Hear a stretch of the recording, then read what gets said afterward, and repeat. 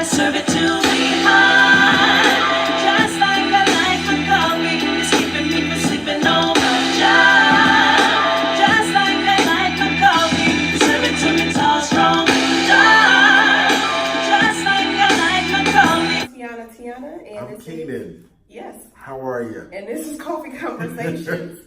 We are back. We have some personal stuff going on, but we're back. And today's topic is Surviving the tragedy. boom. So in life, sometimes tragedy strikes. It's almost inevitable that tragedy is going to happen. The older you get, those tragedies change on what you label a tragedy and what's really not a tragedy. But me being 4 years from 50,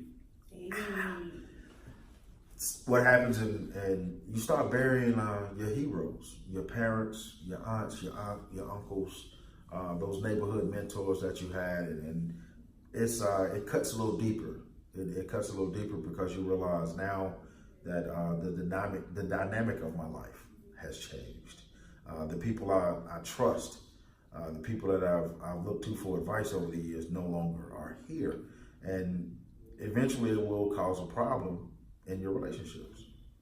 Can you define what tragedies are? Because my tragedy may not be your tragedy. Of course, tragedies in let's take marriage. So if you just got married, congratulations. The first couple of years are bliss. They're really bliss. But as you grow together on this journey that you chose, what can happen is you can have a financial tragedy. If you're a two-income home, then someone loses their job or get laid off or something like that. That can create a tragedy.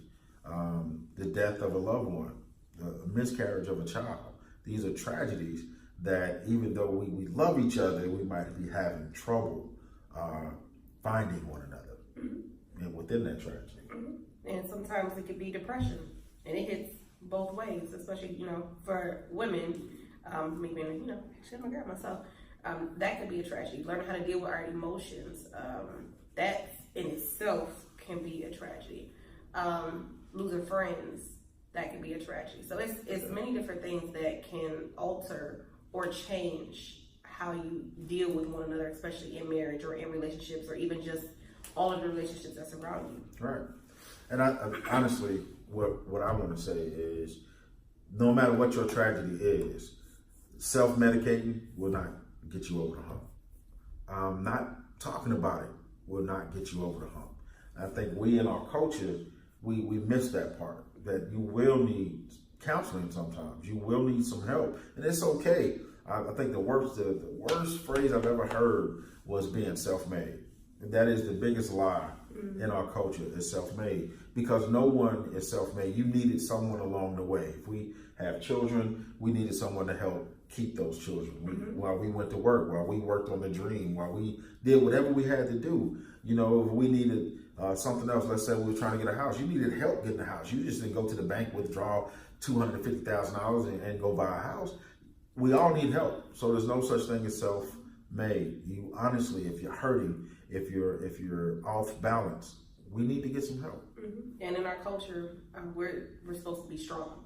We are not supposed to cry. We're not supposed to hurt. You're not supposed to show any kind of pain. You just got to press on and just get through it, no matter how hard it gets. And for us, that becomes more of a burden to carry that I always need to be strong. So again, when tragedy strikes, that is something that can either break us down even more, or it can cause us to isolate ourselves, which again in itself, in the relationships, creates another tragedy. Yeah. I just thought of something. You just said something that was very important. That when we go into, especially let's take a marriage, let's take a relationship. When we start having these bad moments, Tiana said something about her being emotional. You need to understand, especially in a relationship, that we are different, very different. I was raised to be strong, like most men. Boys don't cry.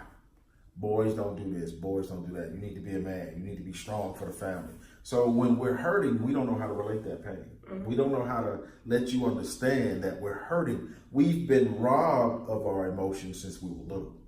So no one has told us how to deal with emotion. No one has told us that it's okay to have emotion. We've been raised to have an ego.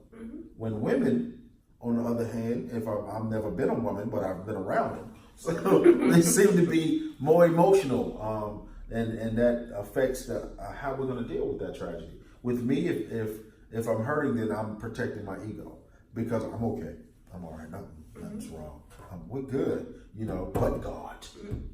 You see, so we never get that. They usually just stick a Band-Aid over a gunshot wound. Because you don't want to appear weak. You can't appear weak. We've been trained since little boys not to be weak. So now as a man, I've learned to carve out this beautiful mask that makes me appear strong at all times. When inside I'm broken.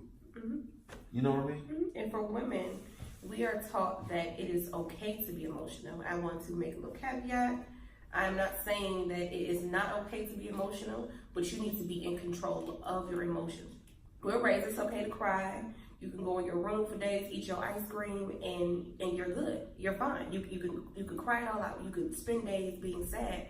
But then when tragedy happens, we do not know how to deal with it because our emotions are all over the place because we have not found a way to center in on them, to zone in on them. So then when we're getting into relationships, because we have not learned to control our emotions, we got anger here, and we got hurt here, we got pain here, and we got depression sneaking up in, and then I'm sad here, and now with my partner sitting right here, because I had to learn how to control those things. I think that he is so strong because he was raised to be strong, so that he won't let me see him as weak. And I'm putting every single emotion that I have not controlled, that I might not even need to put on you, but I'm putting it on you, and I'm still expecting you to be strong, even for me. That's right. And when you put it on, I'm gonna carry it. Yep. When I wasn't meant to carry it. Let me say it again. It felt good when I said it. I wasn't meant to carry it. I was trained to carry it, but I'm out of my purpose of carrying it. No one should be expected to carry the load. If we're a team, then we're going to get through this as a team. And we're going to get the help that we need to get through it. And I think a lot of times when tragedy strikes, we just don't seek that help. We don't seek that great mentor that's made it beyond this. And I think in every relationship, in every friendship, marriage, just with self-development, you need a mentor in your life to where you've seen them go so far. They're so far ahead, they can help you avoid the hurdles, the potholes, the head-on collisions. We all need this in our life. We don't have to hide behind a mask. It's okay to let someone know I'm broken, I'm hurting. I know I'm supposed to be strong, but right now I'm weak. I have no wind. I can't breathe. Help me. And I think those are the two most important words that you could ever say. It's help me. And be okay with saying, help me. But again, I'm raised to just be different. I'm raised to be a strong Black woman who really I don't need a man. I don't need nobody, to push me. I got this. And all the time, some of the time we're afraid to say, like, I don't got it. Yeah. Like, I don't, I'm this close from losing it. Or I need a moment, I need a break, I need, to get away from the kids, I need to get away from the house for a minute before I feel like I'm going to have. We don't have those conversations, or we wait until it's too late. Wow. My dad said something to me before he passed on. He said, he said all the time throughout my life, but he said, never wait till you hit the bottom to call me for help. It's okay that when you're slipping to call me, but don't wait till you hit the bottom before you call me. And the reason behind that was, he said, because if you wait till you hit the bottom, now I got to climb down in the hole to help you out. And he said, that's the most dangerous thing you can do after you've gotten out of the hole, is to climb back in to help someone. He said, if you called me when you were slipping, I just had to reach down and grab you. But you failed completely. And now I have to get in that hole with you. And the thing about it is, I know I can't stay. So either you coming with me or you're not. So when you feel that pressure coming on, whether you're a man or a woman, whether you're in a relationship or you're just working on you, when you feel yourself slipping and losing ground, that's the time to let someone know that I need some help. And those are the conversations that we need to have, because when we get into our marriages or we get into our relationships, we always plan for the good. And I'm not saying plan for the bad as a divorce, but I'm saying we need to plan for the what if situations. What if today you have a job and it's been going good, you've been there for 10, 12 years, but what if you get laid off. And I'm not just saying financial responsibility. What do you expect from me emotionally? What do you need from me if this were to happen? How can I help you? Because sometimes when things happen, you go your way and deal. I go my way and deal, and then we clash because I'm mad because you gone. You might go drink, that's how you deal. I might just sit in my room underneath the covers.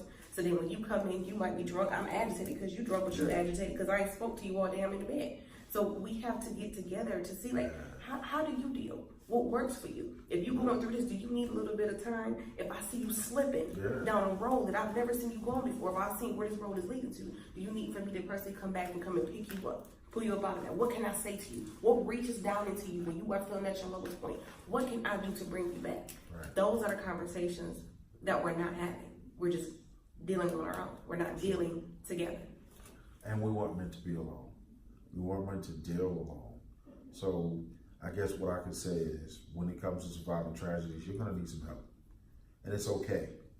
I need some help. T needs some help. We all need some help. So it's okay to let someone know, hey man, it's not working out, or I don't feel like I got control. I used to say that the best response I give people is I don't know, because it lets me know I still have room.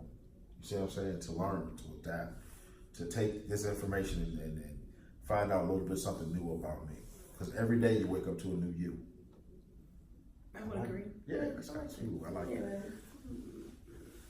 So it's been another serious talk this time. Yeah. Emotion was a little different, Yeah. but surviving tragedies. I like this topic, and we may revisit it in the future. I think we do need to, because emotions is a powerful thing. So Emotions make you cry sometimes. Oh, I was going to go right. Carrie onward. This is child. It's just emotions taking me over. Sorry. We secretly sung that song. We didn't let nobody know about it. Yeah. So this has been another coffee conversation, and I am Tiana, and this is. Hey, it's your nephew. This is Keenan. And we're gonna come back to y'all next week with another video.